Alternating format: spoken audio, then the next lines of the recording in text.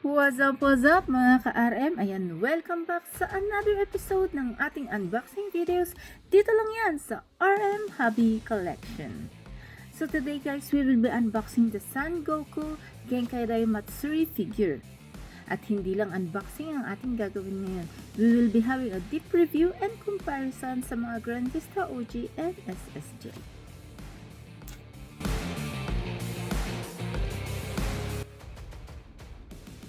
So, ayun na nga guys, ang ating figures, uulitin ko ulit, ay Son Goku's Genkai Dai Matsuri figures. Fresh from Japan, kaya mainit-init pa siya. Ito na siya. So, kita nyo naman guys, nakabubble wrap pa. Well pack pa siya, di ba? So, tara, buksan na natin.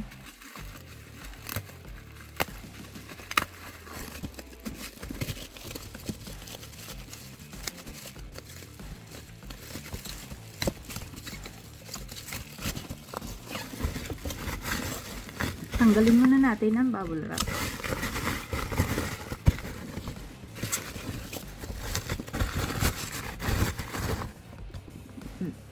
Oh, di ba? So, ayan siya. And then, let's open the box.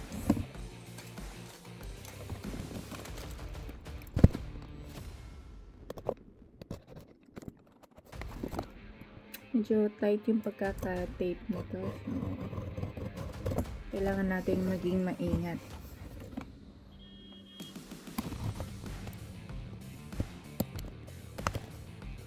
So, ito na siya.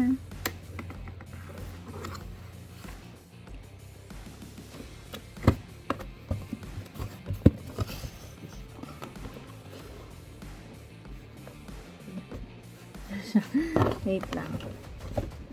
Hirap siyang tanggalin. So, ayun. Ito na siya. Ayan. So, makikita nyo pa lang, box pa lang. Pwede na siyang pang-display, di ba? Itong kanyang top. From side. And from the back. And a full face ni Son Goku. And of course, ayan ang kanyang bottom.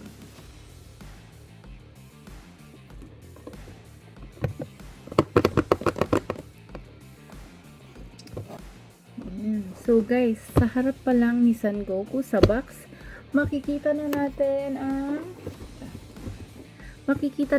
ang Matsuri branding. Ayan. Diba? Ang kanyang very festival vibes talaga yung, at saka very colorful pa lang. Yung box pa lang yan. So guys, ang sa mga side panels niya, yan, may characters din. Ayan. Sa likod niya, may mga official logos. Ayan. Ito siya. May Ban Presto, Dragon Ball, Bandai. Ayan. So, box pa lang guys, pan-display na, diba? So, guys, ito na nga ulit siya. O, diba? Kita nyo na? To give you a trivia, guys, ano nga ba ang Genki? Genki, in Japanese, ito ay ang energy, vitality, or it means a liveliness or good spirit. So, usually, ginagamit yan ng mga Japanese to greet someone. At saka Dai naman, ibig sabihin big, great, or grand. So, ang Matsuri naman, ay ibig sabihin nito ay festival or a celebration. So, Genkai Dai Matsuri. Yan. A grand festival of energy. So, ayun ang trivia kung bakit siya tinawag na Genkai Dai Matsuri. So, tara. Open na natin. So, nakikita niyo yan. Sealed pa siya. Ayan, ka-tape pa yan guys. So, iba talaga pag makikita mo na brand new ang inyong mga figures. Kasi, look, ang tape niya isa pa lang, oh. Diba? From both sides, ayan, from gilid to gilid, pare-parehas yan ng tape pagka brand new pa. So, ayun lang naman. So, ito kasi yung napansin ko sa mga ibang figures, sa mga ating past na nabuksan na.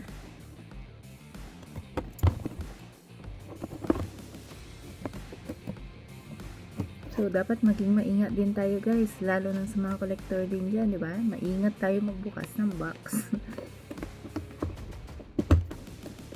So, ayan, open ko na siya.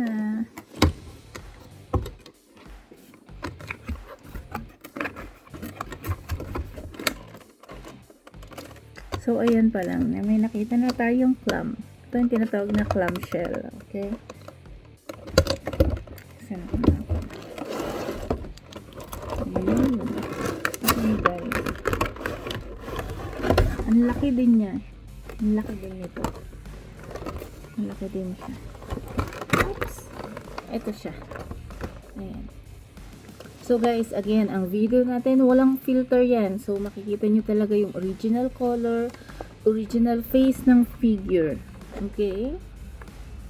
So makikita din natin, ano to? Meron siyang paper dito sa harap. Okay. Naka-tape at.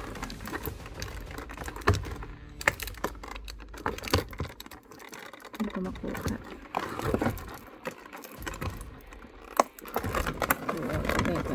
Open muna natin yung both sides para matanggal natin.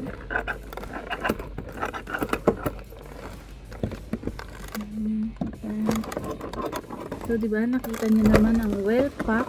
Very maayos pa yung kakapak nila sa ating figure para hindi siya ma-damage. Clamshell pa siya. Ito kagandahan guys ng mga naka-clamshell na figures kasi sigurado ka talaga na ang figure mo hindi siya mababasag or hindi siya madadamage kasi tignan mo. Aside from the clamshell itself, may bubble wrap pa mismo yung head ng figure natin. Kasi nga 'di ba, yung head niya is yung hair very spiky yan. So, yan yung mga dapat iniingatan sa mga figures na to. Kasi once na mahulog mo siya or ma-damage yan upon the yung from Japan to UAE, gano'n, di ba? Pangit na siyang tignan.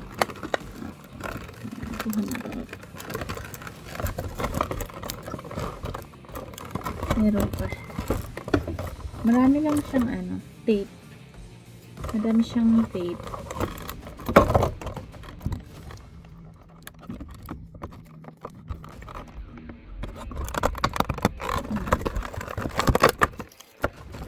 Hindi na natin siya tatanggalin masyado.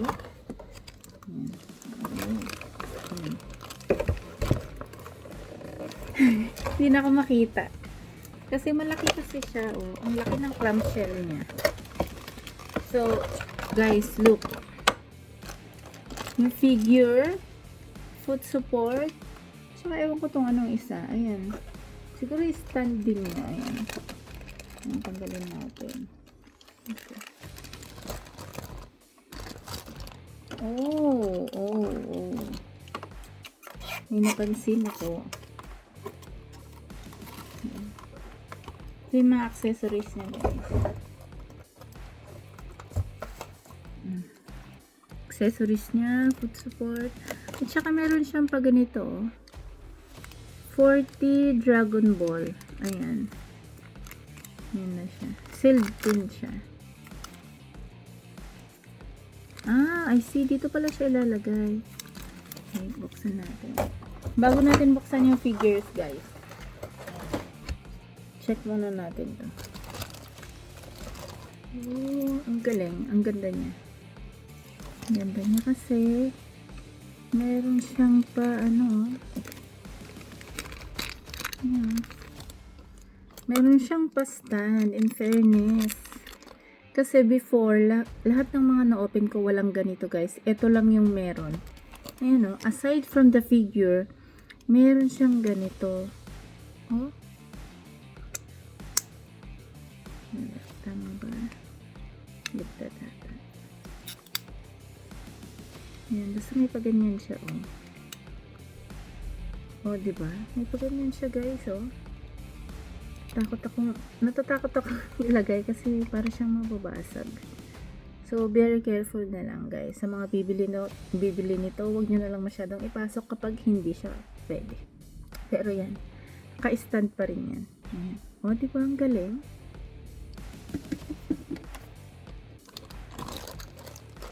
Ito na siya. Ang galing ko na sa kanyang plastic. Wow! Isa to sa mga pinakamagandang nakita kong figures. Yung mga nabuksan din natin. Tingnan nyo. No joke yan ha, no joke. Ang gwapo niya oh. Tingnan nyo oh. Diba? Bagay na bagay yung Goku, Genki. Giging Genki eh no? Kikita niyo yung positive energy ni Son Goku. So guys, ang Genki is hindi lang siya pangalan ng event. So, ng mga event. Sorry for that. Pangalan ng mga event. Kung hindi, nagiging concept din siya ng mga figures natin. Ng mga animes, ganyan.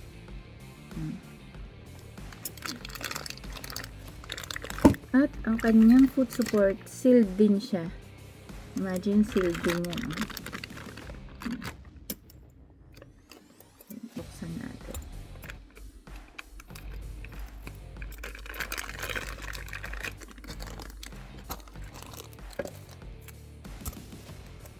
Buksan natin yung figures natin. Kuha tayo ng patungan para makita ninyo. Hindi siya masyadong kita. Pero ito siya.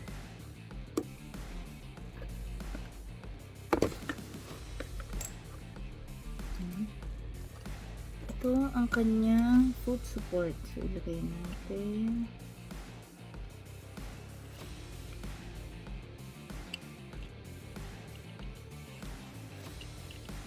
Minsan nahihirapan ako maglagay ng foot support. Kasi nga, very crisp pa kasi yung kanilang mga edges, lalo na yung ganito. Minsan natatakot akong ilagay. Anyway, ayan siya. So, ayan. Natayo pa rin naman siya. Kailangan talaga natin ilagay ito para tumayo siya.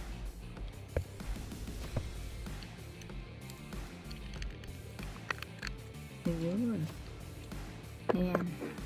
Nahirapan niya ako din. Ayan siya guys. So guys, unahin natin yung sculpt quality ng figures. So si Genkai Dai Matsuri Goku, mas refined ang mga sculpt niya. Ayan. Hindi siya sobrang exaggerated. Diba? Hindi siya mukhang exaggerated. Yung kanyang mga spikes, very clean ang mga edges. Saka dyan sa loob. Very clean yung pagkakakombine ng mga hair niya. Ayan o. Walang butas. Kasi yung iba guys, yung mga hair nila may mga butas pa dito. Siguro from factory defect yun or hindi nakita ng quality control. Pero ito, very fine siya oh. Dikit-dikit lahat oh.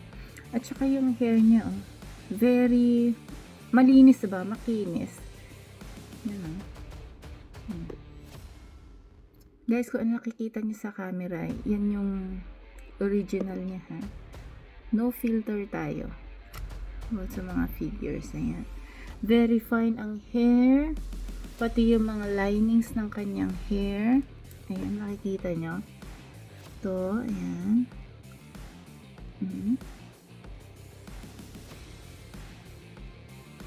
Anime accurate talaga siya, diba? Tsaka hindi siya yung sa color naman niya, about sa mga painting. Hindi siya ganun ka, yung iba kasi medyo colorful, over na siya, diba? Over na yung color. Pero ito, sakto lang siya. Minimal to zero ang paint bleed niya. Consistent ang color zone. Look at the arms, the back, pati yung mga light brown. Ito yun, pagkaka-brownish ng ibang skin niya. Very fine, very consistent yung kanyang ano, ang kanyang color. Yung skin ha, ayan. Gradient, at mas depth ang kanyang mga shadows. Ayan. So, compared sa mga ibang mga figures, mas premium at masasabi kong well finish ang figure na ito. Tignan naman ang kanyang facial expression. Closer look tayo. Tignan yung facial expression niya. Hindi masyadong total exaggerated naman yung kanyang face. Hindi siya ganon. So, ayan siya. At ang face niya makinis. Ayan. May konti rin siyang mga, hindi ko alam kung mga shadows to. Ito.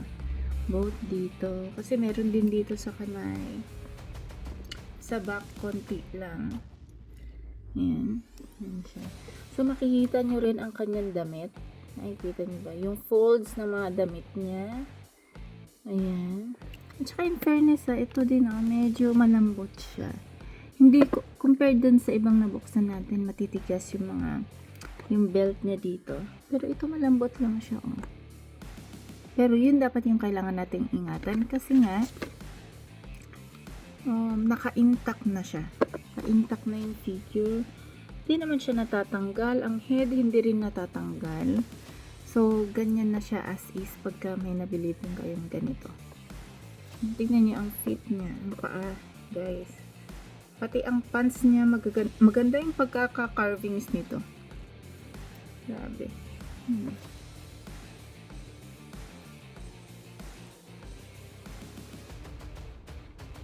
So, ang kanyang pose, hindi siya action heavy tulad ng Kami-Hami pose niya.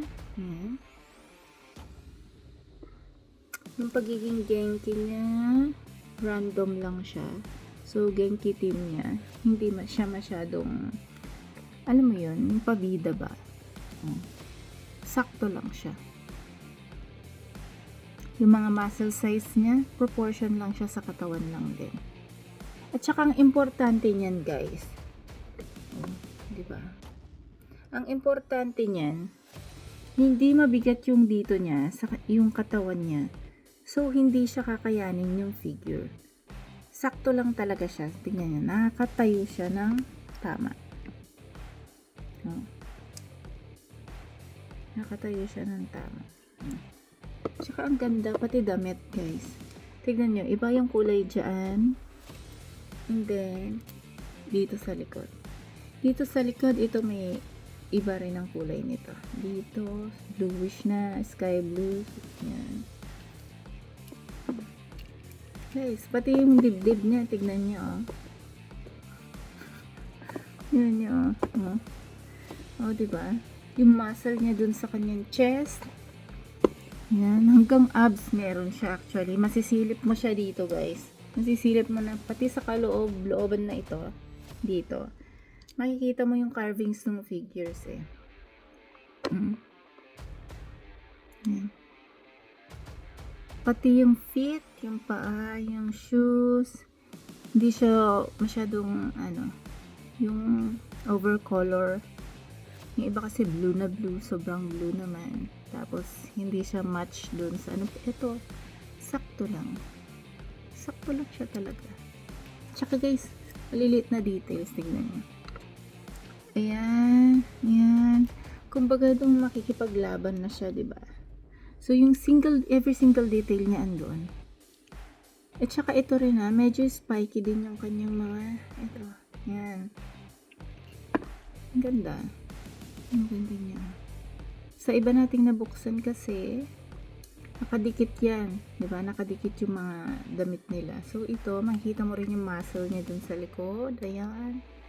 Yung carvings ng legs. Ang gwapo. Ang astig. Tsaka hindi siya skinny, guys. Sakto lang talaga siya. O, diba? May papakita ako sa inyo. Wait lang.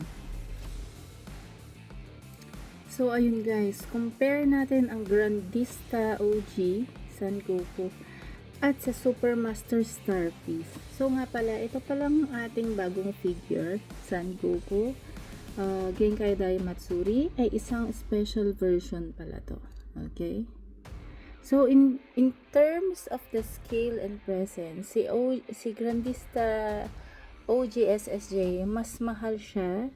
So mas imposing at mas pang centerpiece ang kanyang figure. While compared dito sa ating Genkai Dai Matsuri, mas compact and refined. Mas bagay at detailed. Ang detailed siya pang display. So makikita niyo yung comparison niya. Yan. And of course, sa OG Grandista, mas exaggerated ang facial expression, ang mga muscles. Yan, hindi naman masyadong exaggerated, pero yung expression ng mukha, yan. Ang mga muscles, tingnan nyo, look. Compared natin siya dito. Yan, diba? The color, it's different. Ayan. Yung mga muscle niya, ayan. Mas dramatic pose ang mga OG Grandista SSJ. Ayan.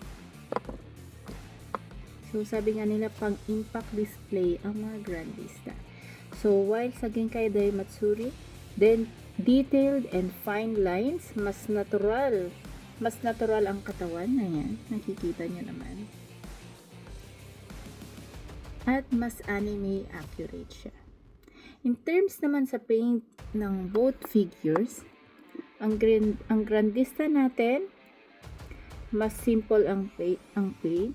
Focus talaga sa bold at focus siya sa kanyang bold colors. Nakikita niyo mas nagniningning yung Grandista natin, diba?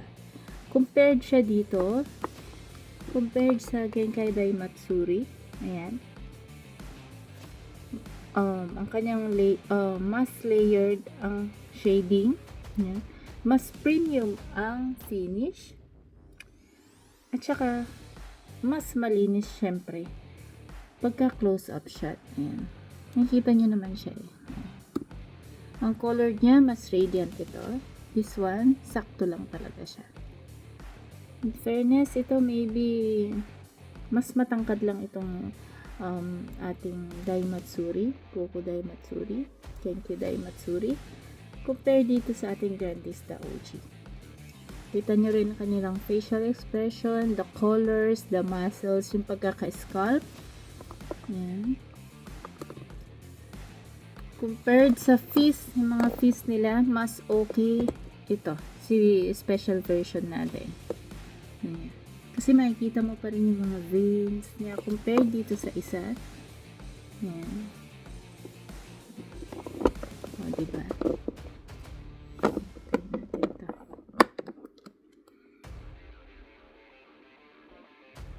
So, sa facial expression, battled look na siya, si Son Goku dito.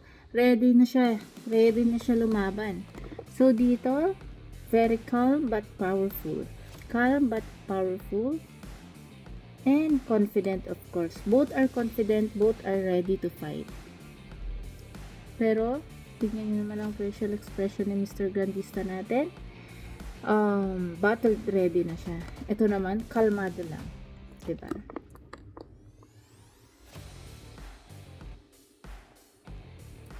So, sa mga collector value natin, both collectors must have these both figures. Ayan. Kasi si Grandista, mas classic, iconic. Ayan. So, must have talaga siya ng mga Dragon Ball Z collectors. Ayan. Sa mga fan nito, dapat meron din kayo nito. So, compared kay Son Goku Genkai Dai Matsuri, ano naman siya, limited lang siya. So, mas mataas lang yung rarity nito. And, event exclusive lang talaga siya.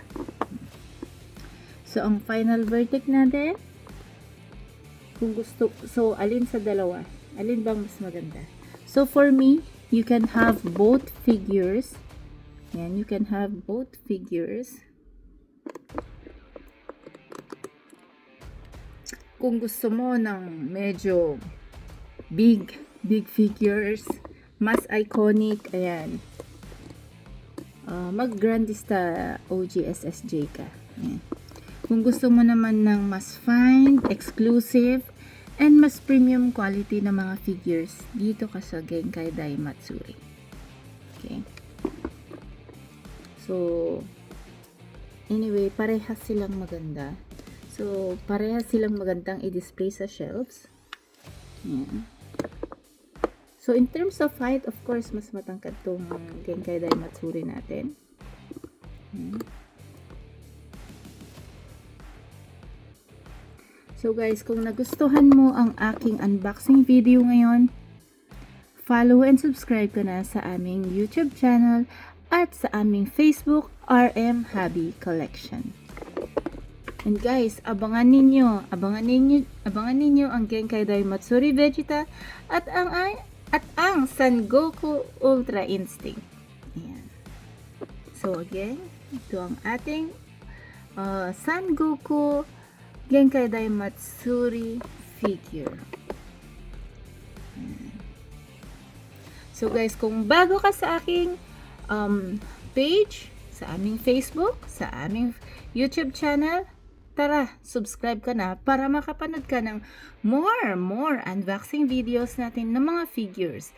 At saka kung comment ka na rin, comment, like, love ka na rin dyan, papuso naman dyan kung nagustuhan mo ang aming unboxing video. So, comment ka dyan guys kung saan ka para ma-shoutout kita sa aming next unboxing video. Ito na siya. Yan. So, okay, ito na ang ating Genkai Dai Matsuri figure. Sabi ko nga sa inyo, it is an special version.